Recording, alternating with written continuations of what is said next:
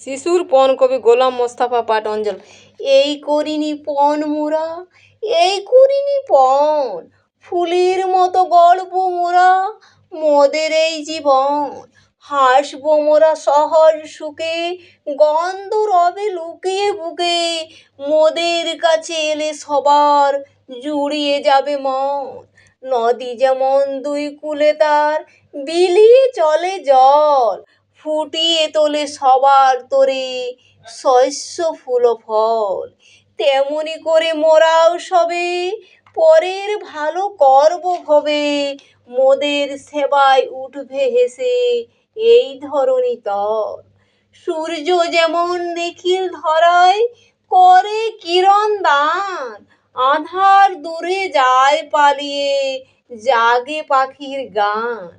তেমনি মোদের জ্ঞানের আলো দূর করিবে সকল কালো, উঠবে জেগে ঘুমিয়ে আছে যেসব নীরব প্রাণ।